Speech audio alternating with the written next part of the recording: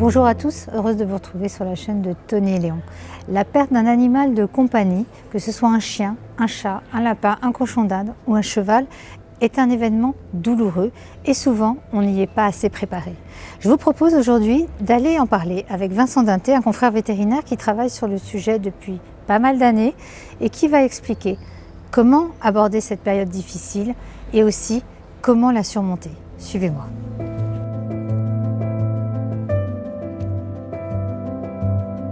Bonjour Vincent. Bonjour Valérie. Je te remercie d'être là parmi nous aujourd'hui. Je voulais vraiment en parler de ce sujet avec toi parce qu'en tant que vétérinaire, je sais que ça fait pas mal d'années que tu explores la fin de vie de l'animal et que tu aides les familles et les équipes vétérinaires à vivre ces moments qui sont douloureux. Vincent, pourquoi la fin de vie d'un animal est-ce un moment si émouvant? Parce que l'animal familier existe à travers les liens qu'il crée avec sa famille, et ces liens sont aussi différents qu'il y a de personnes différentes au sein d'une famille ou qu'il y a même d'espèces animales différentes. La richesse de notre métier de vétérinaire repose sur cette diversité des liens qui unit la famille et l'animal, et ces liens sont éminemment intimes. L'animal renvoie toujours à quelqu'un, à quelque chose en nous, et c'est à la fin de vie cette chose, ce lien qui va se distendre, qui va changer en l'occurrence, qui va devenir d'un lien physique à un lien beaucoup plus spirituel. Oui, c'est très bien dit, et puis c'est vrai que souvent la disparition d'un animal, c'est aussi la disparition d'années qu'on a passées avec lui. Parfois, on se dit qu'il y a ça au-delà de la perte. Vincent, voir son animal qui manifeste certains changements de comportement, certains changements dans sa prise alimentaire, est-ce que ça doit nous alerter? Est-ce que ce sont des signes finalement de fin de vie? Évidemment, à partir d'un certain âge, on sait qu'un chien, un petit chien va vivre en moyenne 13-15 ans, un gros chien 10-11 ans, un chat plus, jusqu'à 20-22 ans. Mais est-ce qu'on a des signes qui doivent vraiment nous alerter? Il y a effectivement des signes comportementaux qui peuvent évoquer la douleur. Un animal qui a plus de mal à se déplacer, qui a du mal à manger, qui pleure. Il peut y avoir des signes comportementaux de douleur, mais il y a aussi des signes comportementaux qui montrent que le lien est affecté, que la relation avec la famille elle-même est distendue. Et là, dans ce cas, dans les liens, est-ce que ça va être au contraire soit un isolement, soit un hyperattachement? Est-ce que c'est l'un ou l'autre, ou parfois c'est l'un, parfois c'est l'autre? Ça dépend réellement de chaque animal. Ce qui compte, c'est votre observation. Les familles sont les meilleurs experts de l'animal, et ce qu'elles vont observer en termes de modification sera vraiment le plus important. Et si les familles ont un doute, notent une différence, il faut agir à ce moment-là et consulter un vétérinaire. D'accord. Donc il n'y a pas seulement le fait d'avoir un animal qui va boire plus d'eau par exemple, et là on peut suspecter, on pense tout de suite, nous vétérinaires, à du diabète ou une maladie endocrinienne comme le Cushing, mais ça peut être un animal effectivement qui va être peut-être plus affectueux avec nous, c'est ça? Ou au contraire, qui va avoir des bruits différents, des sons plus plaintifs, et là il faut vraiment consulter rapidement et ne pas attendre. Comme tu disais, tu m'en l'as dit en amont du tournage, il ne faut pas laisser installer une fatalité. J'ai bien aimé ta phrase. Je crois que ce qui compte réellement lorsqu'on observe une modification du comportement, des signes objectifs de douleur, c'est de ne pas accepter une fatalité du vieillissement. En cas de doute, il faut agir et devenir acteur du vieillissement, acteur peut-être aussi de la fin de vie de l'animal, mais c'est vraiment toute la différence. L'amour amène les familles à agir, et c'est ce que nous, vétérinaires, nous les aiderons à faire au mieux pour l'intérêt de leur animal. Donc là, il faut consulter son vétérinaire, et les équipes vétérinaires sont formées même pour accompagner les familles justement dans ce processus finalement d'acceptation, de décision, parce que c'est une décision qui est excessivement difficile. Oui, cette décision est difficile bien entendu, mais je pense qu'il faut s'appuyer aussi sur le temps, et quand on a la chance de pouvoir se donner le temps, je veux dire principalement dans le cas des maladies chroniques, pas forcément lors d'un accident, mais dans le cas des maladies chroniques, si on peut dissocier les moments où il y a une annonce, les moments de réflexion, les moments de prise de décision, les moments d'action, plus ces moments seront segmentés dans le temps, plus les familles pourront avancer sereinement, et mieux elles se sentiront. Vincent, les équipes vétérinaires peuvent énormément aider les familles et les accompagner dans ce processus qui est compliqué. Il faut savoir que l'euthanasie parfois n'est pas la seule solution possible. Tu l'as rencontré à diverses reprises, toi. Oui, bien entendu, j'ai vu des familles venir me demander d'euthanasier leur animal, mais tout simplement parce qu'elles étaient tellement désespérées qu'elles étaient persuadées que c'était la seule solution possible à ce moment-là.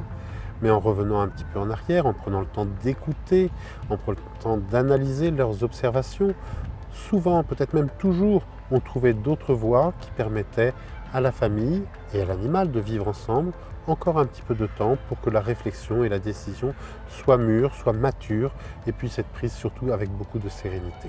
Oui, et alors par contre, quand on est dans une maladie qui est une maladie chronique et qu'on arrive à des stades qui sont des stades avancés d'une maladie, parfois l'euthanasie c'est la seule solution qui nous reste.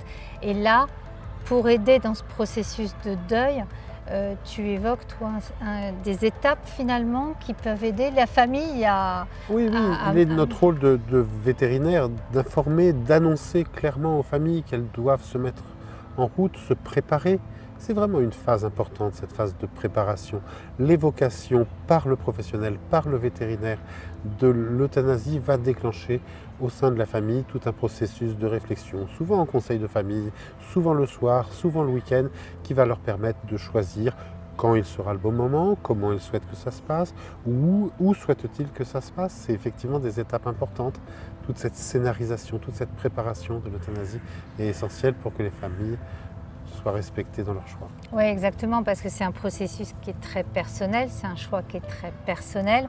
Et comme tu le disais, c'est un choix qui doit se préparer. Est-ce que ça nous aide, à nous, propriétaires d'animal, quand on est confronté à cette situation-là, finalement, de vivre ces étapes? Parce que j'ai l'impression, en discutant avec toi, que le plus compliqué, finalement, c'est quand on met une famille face à cette décision d'euthanasie et de ne pas lui laisser le temps. C'est ça qui complique le processus de deuil aussi. Je crois qu'effectivement, un deuil est un vrai chemin qui doit se préparer, d'autant plus que l'euthanasie, pour les familles, et même pour le vétérinaire, c'est un acte d'amour. C'est le seul moyen d'éviter les souffrances de l'animal.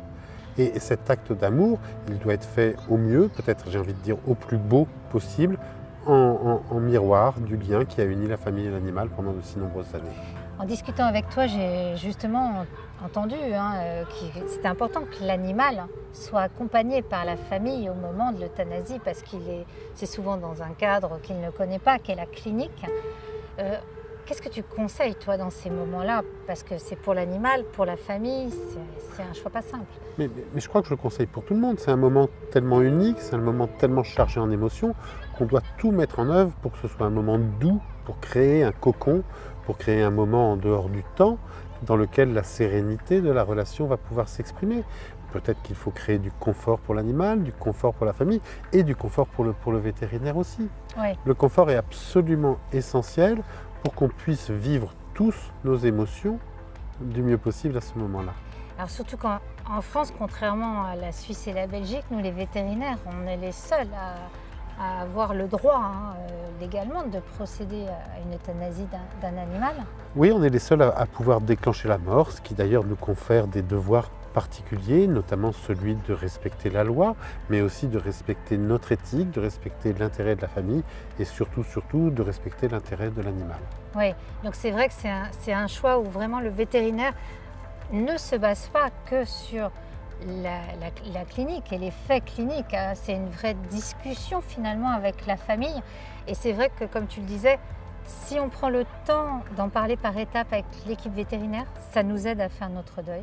J'aime bien dire que l'euthanasie ne doit pas être la moins mauvaise solution, mais la meilleure solution. Doit être, effectivement, souvent de fois, c'est la seule solution possible, mais cela peut aussi, si on s'en donne les moyens, être la meilleure solution pour l'animal et pour la famille en même temps. Oui, alors parfois, malheureusement, on n'a pas le temps de prendre cette décision. Si son animal est accidenté, qu'on se retrouve face à une urgence et qu'on arrive en urgence à la clinique, qu'est-ce que toi tu donnerais comme conseil? Parce que là, la seule priorité à ce moment-là, c'est l'animal, c'est de se prendre en charge de la douleur, peut-être de déclencher un coma, peut-être de l'endormir, pour pouvoir s'extraire de toutes les émotions, de la brutalité de la situation et de pouvoir prendre des décisions tranquillement, objectivement, sur la base de faits médicaux, avec le vétérinaire à ce moment-là. Ouais. Donc c'est vrai que c'est un processus douloureux qui doit se faire et qui est fait de manière très personnelle, comme tu le disais.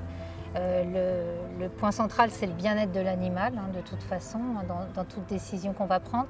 Et le fait d'avoir cet accompagnement de son vétérinaire, c'est vraiment une façon de nous aider dans ce processus de deuil, en fait.